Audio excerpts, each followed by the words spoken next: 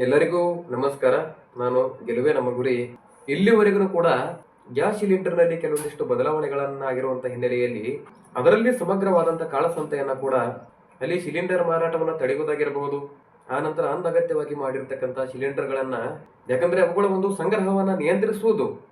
ಆನಂತರ ಅಲ್ಲಿ ಒಂದು ರೀತಿ ಇಂಧನದ ಕೊರತೆಯನ್ನ ಕೂಡ ಉಂಟಾಗಬಹುದು. ಇದ್ರ ಬಗ್ಗೆ ನೀವು ಏನ್ ಹೇಳ್ತೀರಿ? ಆ ಒಂದು ಆಲೋಚನೆಯನ್ನ ಕೂಡ ಕಮೆಂಟ್ ಮಾಡಿ ತಿಳಿಸಬಹುದು. ಯಾಕಂದ್ರೆ ಹಲವರು ಒಂದಕ್ಕಿಂತ ಹೆಚ್ಚಿನ ಪ್ರಮಾಣದಲ್ಲಿ ಸಿಲಿಂಡರ್ ಗಳನ್ನ ಖರೀದಿಸಲಿಕ್ಕೆ ಸಾಕಷ್ಟು ಪ್ರಮಾಣದಲ್ಲಿ ಮುಂದಾಗಿರ್ತಾರೆ, ನೋಡಬಹುದು ನೀವು. ಆದ್ರೂ ಇದರಿಂದ ಸರಬರಾಜಿನಲ್ಲಿ ಅಸಮತೋಲನವನ್ನ ಉಂಟಾಗುವಂತ ಈ ಒಂದು ಸಾಧ್ಯತೆಯಿಂದ ಸರ್ಕಾರ ಈಗ ಒಂದು ರೀತಿ ಕಠಿಣವಾದಂತಹ ಒಂದು ಕ್ರಮವನ್ನ ಕೂಡ ಕೈಗೊಂಡಿದೆ, ಹೌದಾ? ಆದರೆ ಜಾಗತಿಕವಾದಂತಹ ಮಾರುಕಟ್ಟೆಯಲ್ಲಿನೂ ಕೂಡ ತೈಲದ ಬೆಲೆ ಯಾವ ರೀತಿ ಏರಿಕೆಯಾಗಿದೆ ಅಂತ ನೋಡಬಹುದು ನೀವು. ಮಧ್ಯಪ್ರಾಚ್ಯದಲ್ಲಿ ನಡೆದಿರುವಂತಹ ಒಂದು ಯುದ್ಧದ ಪರಿಣಾಮದಿಂದಾಗಿ ಜಾಗತಿಕ ಮಾರುಕಟ್ಟೆಯಲ್ಲಿ ಕಚ್ಚಾ ತೈಲದ ಬೆಲೆಗಳು ಕೂಡ ಹೆಚ್ಚಿನ ಪ್ರಮಾಣದಲ್ಲಿ ಒಂದು ರೀತಿ ಏರಿಕೆಯನ್ನು ಕಂಡಿದ್ದಾವೆ. ಯಾಕಂದ್ರೆ ಅದನ್ನು ಕೂಡ ಒಂದು ಹಂತದಲ್ಲಿ ಬ್ಯಾರಲ್ಗೆ $120 ವರೆಗೆ ಇದರ ಒಂದು ಕಚ್ಚಾ ತೈಲದ ಬೆಲೆಯು ಕೂಡ ಏರಿಕೆಯಾಗಿರಬಹುದು. ಯಾಕಂದ್ರೆ ಅಲ್ಲಿ ಇರುವಂತಹ ಒಂದು ಕಚ್ಚಾ ತೈಲದ ಬೆಲೆಯ ನಂತರ ಅಲ್ಲಿ $106 ವರೆಗೂ ಇಳಿದಿರಬಹುದು. ಆದ್ರೆ ಒಟ್ಟಾರೆ ಹೇಳಬೇಕಂದ್ರೆ ಇಲ್ಲಿ ಸುಮಾರು 14% ಪ್ರಮಾಣದಲ್ಲಿ ಕೂಡ ಈ ಒಂದು ತೈಲದ ಬೆಲೆ ಏರಿಕೆಯ ಒಂದು ದಾಖಲೆಯನ್ನು ಕೂಡ ಆಗಿದೆ. ಇದರಿಂದ ಪೆಟ್ರೋಲ್, ಡೀಸೆಲ್ ಹಾಗೂ ಅಡುಗೆ ಅನಿಲದ ಬೆಲೆಯ ಮೇಲೆ ಹೆಚ್ಚಿನ ಒತ್ತಡ ಹೇರಿದ್ದಾರೆ. ಇದ್ರ ಬಗ್ಗೆ ಏನ್ ಹೇಳ್ತೀರಿ ನೀವು ಕಮೆಂಟ್ ಮಾಡಿ. ಆನಂತರ ಇದರಿಂದ ಪೂರೈಕೆಯನ್ನ ಮಾಡುವಂತದ್ರ ಬಗ್ಗೆ ನೋಡಬಹುದು ನೀವು.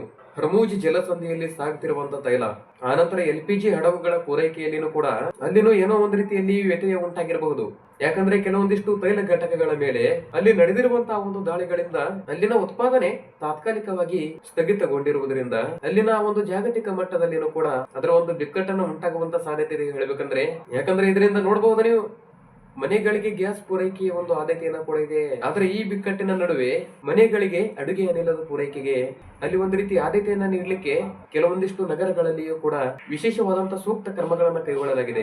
ಅದೇ ಫಾರ್ ಎಕ್ಸಾಂಪಲ್ ಹೇಳ್ಬೇಕಂದ್ರೆ, ಮಹಾರಾಷ್ಟ್ರದ ಕೊನೆಯಲ್ಲಿ ಗ್ಯಾಸ್ ಸಿಲಿಂಡರ್ ಗಳನ್ನ ಬಳಕೆ ಮಾಡಿ ಕಾರ್ಯನಿರ್ವಹಣೆಯನ್ನ ಮಾಡ್ತಿರುವಂತಹ ಕೆಲವೊಂದಿಷ್ಟು ಶವ ಸಂಸ್ಕಾರದ ಘಟಕಗಳನ್ನ ತಾತ್ಕಾಲಿಕವಾಗಿ ಸ್ಥಗಿತಗೊಳಿಸಲಾಗಿದೆ. ಯಾಕಂದ್ರೆ ನೋಡ್ಬೇಕು, ಸಾರ್ವಜನಿಕರಿಗೆ ಅಡುಗೆ ಅನಿಲದ ಕೊರತೆಯನ್ನ ಉಂಟಾಗದಂತೆ ಮಾಡುವಂತ ಒಂದು ಉದ್ದೇಶದಿಂದ ಇಂತ ಒಂದು ಕ್ರಮವನ್ನ ಕೈಗೊಂಡಿದ್ದಾರೆ. ಇದ್ರ ಬಗ್ಗೆ ನೀವು ಎಲ್ಲರೂ ಏನ್ ಹೇಳ್ತೀರಿ ಅಂತ ಒಂದು ಕಮೆಂಟ್ ಮಾಡಿ. ನನ್ನ ಮಾಹಿತಿ ಇಷ್ಟವಾಗಿತ್ತಂದ್ರೆ ಒಂದು ಲೈಕ್ ಕೊಡಿ. ಹೊಸಬರು ಯಾರಾದರೂ ನನ್ನ ಚಾನಲ್ ಅನ್ನು ನೋಡ್ತಿದ್ರೆ ತಪ್ಪದೆ ಸಬ್ಸ್ಕ್ರೈಬ್ ಅನ್ನ ಮಾಡಿಕೊಳ್ಳಿ. ಮುಂದಿನ ಮಾಹಿತಿಯಲ್ಲಿ ಮತ್ತೆ ಸಿಗ್ತೀನಿ. ಎಲ್ಲರಿಗೂ ಧನ್ಯವಾದ.